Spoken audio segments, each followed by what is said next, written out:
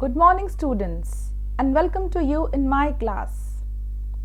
आज की क्लास में हम क्लास 12th की जनरल इंग्लिश का लेसन 13 स्टडी करेंगे। लेसन 13 का नाम है forest and river. It is a short poem composed bye Jalaluddin Rumi.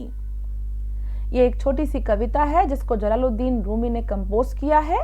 आइए हम अपनी इस लेसन को शुरू करते हैं।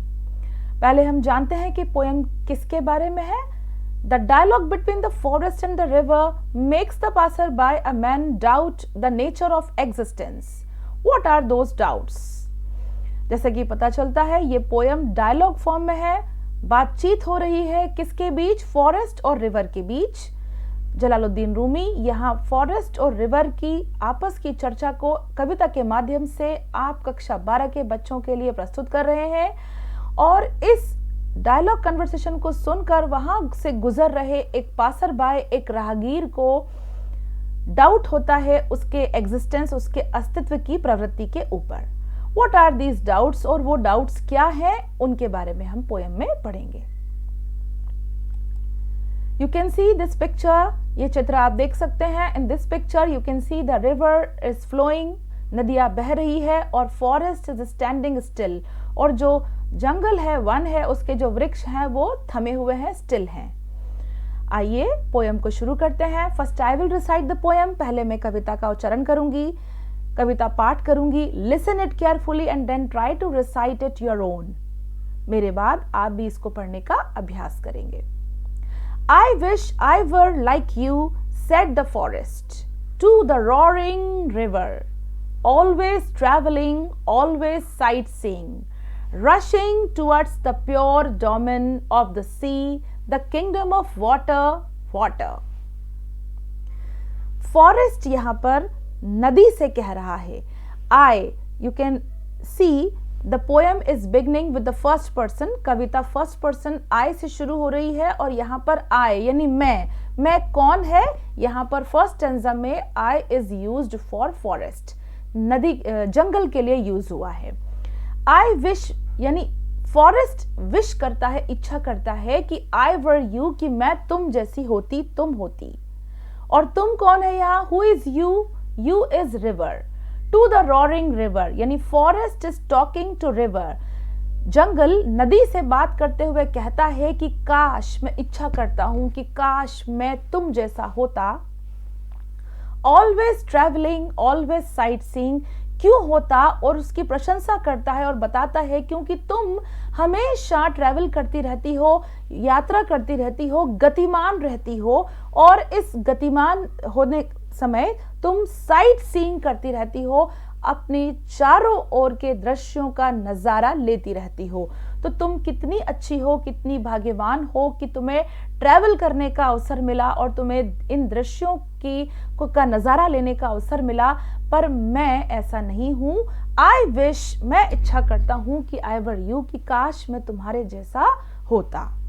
Rushing towards the pure domain of the sea, और तुम हमेशा समुद्र के साम्राज्य, डोमेन का अर्थ होता है साम्राज्य, प्योर डोमेन यानी पवित्र साम्राज्य, तो किसका? समुद्र का। सी यानी समुद्र। आप देख सकते हैं चित्र में ये रोरिंग सी, रोरिंग रिवर है यानी बहती हुई नदी, इसको कहते हैं roaring river. And here you can see the picture of a sea, SEAC यानी समुद्र। तो जो रिवर होती है उसे आखिरकार समुद्र के अंदर जाकर मर्ज होना होता है, मिलना होता है। तो यहाँ फॉरेस्ट रिवर की इस बात की तारीफ करता है और उसे बताता है कि काश मैं तुम्हारे जैसा होता, बहता हुआ जाकर प्योर डोमेन ऑफ सी, समुद्र के शुद्ध साम्राज्य में मिल जाता, जहां पर केवल वाटर का ही किंगडम है। किंगडम यानी साम्राज्य, केवल पानी ही पानी है, चारों ओर पानी और पानी। आगे का स्टेंजा पढ़ते हैं। The passionate vigorous spirit of life, the liquid turquoise of light with eternal flow. यहां पर आप देख सकते हैं टर्कोइज का मतलब होता है ये हरे रंग का पत्थर।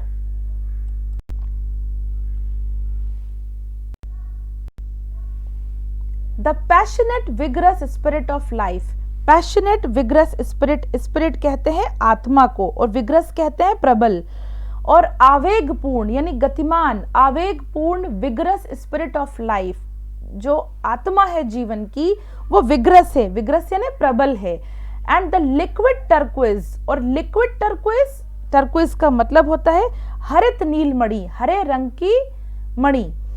तो जो पानी है उसके जब वो बह रहा है और उसके अंदर जो वृक्ष हैं वन के, उसकी जो छाया पड़ रही है तो वो कैसी दिखाई दे रही है, टर्क्विज की तरह दिखाई दे रही है।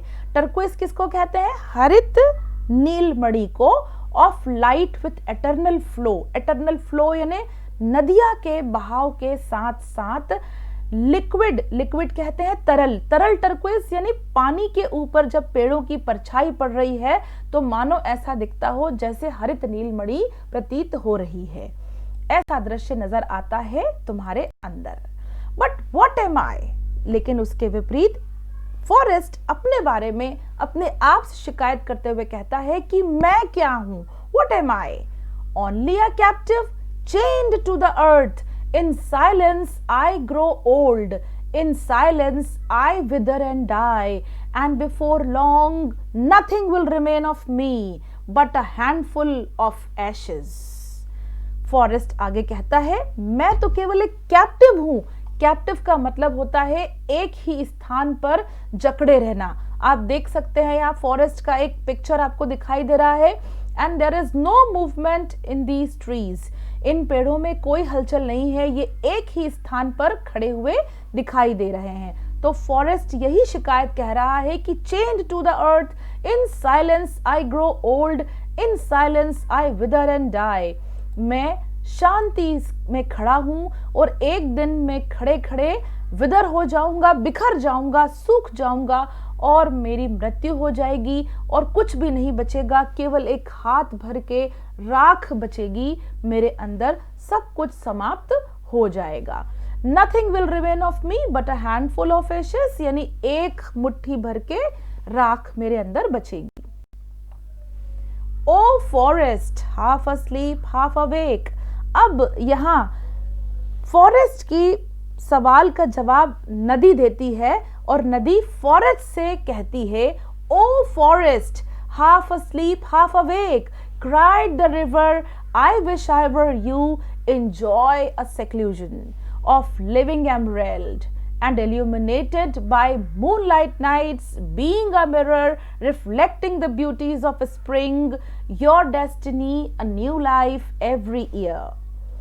आपको पता है बच्चों, हम सब अपने अंदर की जो टैलेंट है, जो खूबी है, उसे नहीं देखते, बल्कि हम दूसरों की टैलेंट और उसकी इंटेलिजेंस को देखते हैं।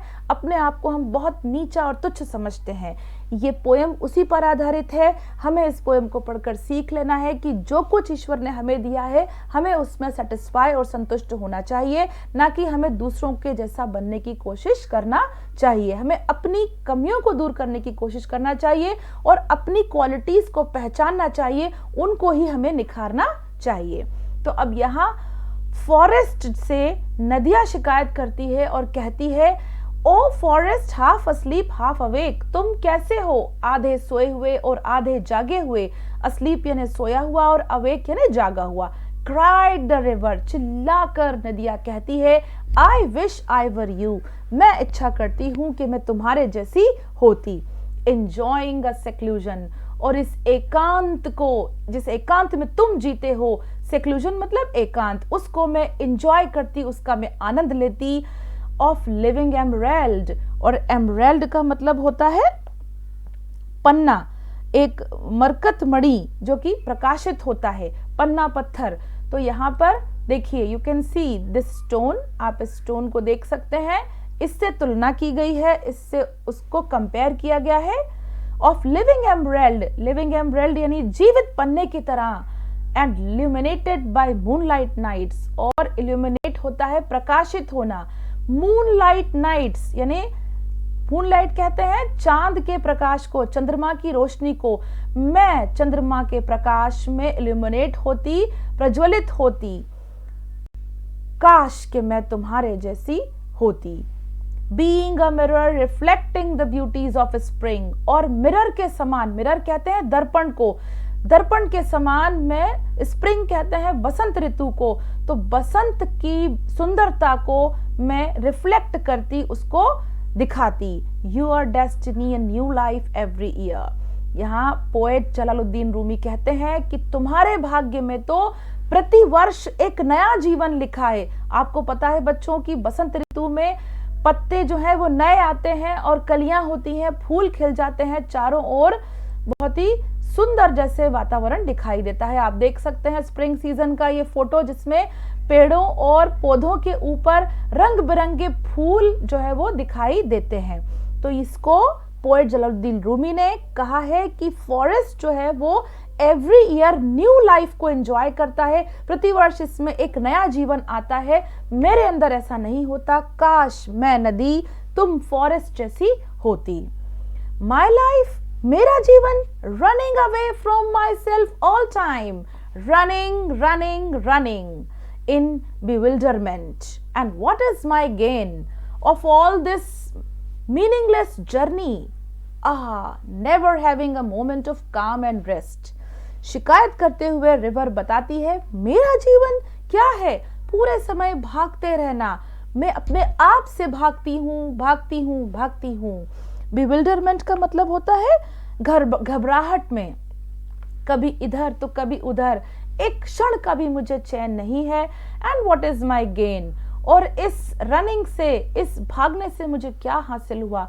गेन का मतलब होता है उपलब्धि, और मेरी उपलब्धि क्या है of all this meaningless journey, और जो मेरी जर्नी है, जो मेरी यात्रा है, दैट इज मीनिंगलेस, इसका कोई अर्थ नहीं है, ये अर्थहीन है। Never having a moment of काम एंड रेस्ट, और मुझे पूरे जीवन में कभी भी काम यानी शांति और आराम नहीं मिला। अ मोमेंट यानी एक क्षण भी मेरे जीवन में शांति और आराम का नहीं है।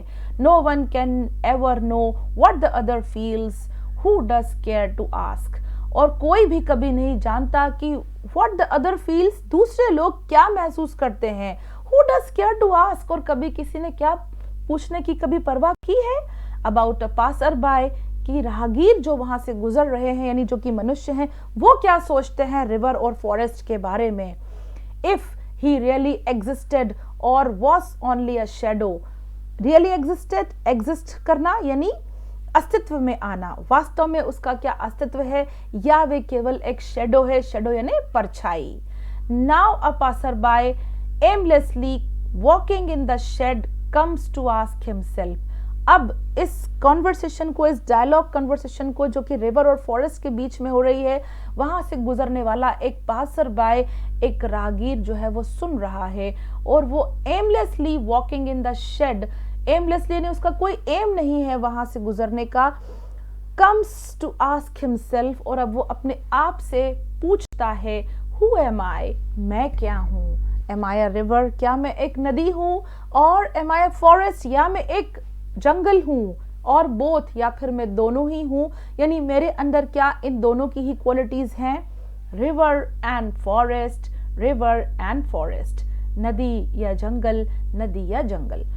तो बच्चों, जलालुद्दीन रूमी यहाँ पर आपको ये बताना चाहते हैं कि जो भी क्वालिटीज गॉड ने, ईश्वर ने आपको दी हैं, ट्राई टू रिकॉग्नाइज देम, उनको पहचानिए, उनको इम्प्रूव करने की कोशिश कीजिए, ना कि दूसरों से ईर्ष्या कीजिए और दूसरों की क्वालिटीज को अपनाने की कोशिश कीजिए।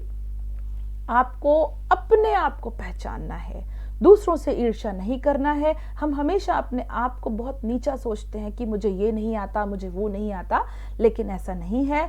आपको भी ईश्वर ने किसी न किसी गिफ्ट आपको दिया है, उसको आपको पहचान कर और उसी को निखारने की कोशिश करना है, दूसरों से ईर्ष्या नहीं करना है। आज की क्लास में हम यही विराम लेंगे। अगली क्लास में हम इस पोयम पर बेस्ड क्वेश्चंस और आंसर्स को स्टडी करेंगे। जब तक के लिए गुड बाय।